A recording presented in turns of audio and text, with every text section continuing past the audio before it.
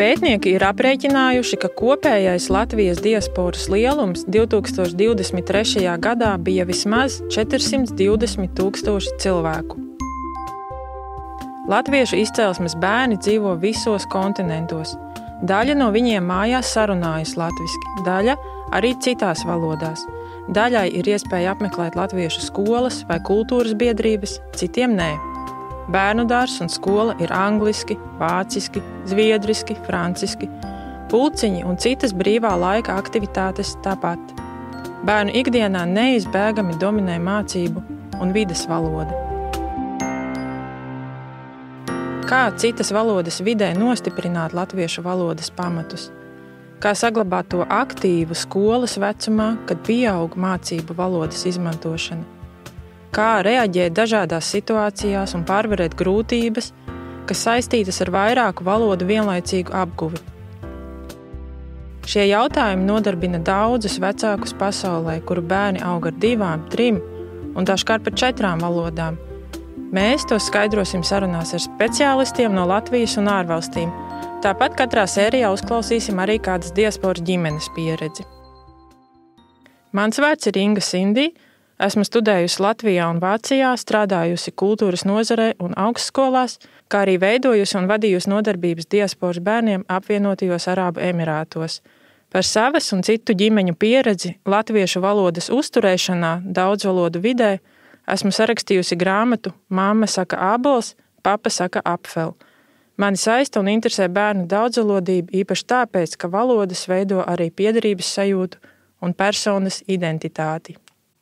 Mani sauc Daina Grosa, esmu dzimusi un augusi latviešu 2. pasaules kara bēgļu ģimenē Austrālijā un arī savus bērnus audzinājusi ārpus Latvijas. Es pat esmu pieredzējusi, kādi ir diasporas ģimeņu izaicinājumi. Tagad es ar ģimeni dzīvoju Latvijā, bērni ir studējuši un vēl studē gan Latvijā, gan ārpus tās. Man ir augstākā izglītība migrācijas pētniecībā, un visvairāk esmu pētījusi tieši remigrantu ģimenes, kas pēdējos gados atgriezušās Latvijā. Es esmu Signe Rirdance, nāku no Zemgales, bet nu jau vairāk nekā 10 gadu ar ģimeni esam Zviedrijā. Sestdienās es mācu Stokholmas latviešu skolā un esmu aizrāvusies ar latviešu kultūru Zviedrijā. Esmu izveidojusi un izdevusi Zviedrijas latviešu literatūras izlasi bērniem un jauniešiem Skat. Savā maģistra darbā Stokholmas universitātē pētīju Zviedrijas latviešu bērnu valodu. To es dzirdu katru dienu arī savā ģimenē. Vārti. Raidieraksts vecākiem, skolotājiem un katram, kurš rūpējas par latviešu valodas uzturēšanu diasporā. Kāpēc vārti? Ikviena valoda ir vārti uz veselu pasauli. Ja nedzīvojam Latvijā, valodas zināšanas ļauj uzturēt ciešu saikni ar Latviju un saglabāt piekļuvi tās kultūras telpai. Vaira Vīķa Freiberga ir teikusi, valoda atver pasauli, un ne jau tikai emocionālās saskaras pasauli.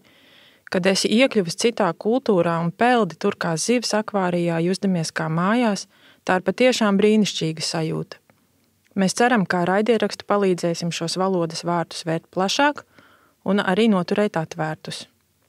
Es runāju latviski. Es arī runāju latviski. Es arī runāju latviski. Raidierakstu vārti veido biedrība Latviešu valoda diasporas ģimenēs. Informāciju par to varat atrast sociālajos tīklos Facebook un Instagram. Raidieraksts top ar Latviešu valodas aģentūras un Amerikas Latviešu apvienības finansiālu atbalstu. Vārti. Raidieraksts par latviešu valodu diasporā.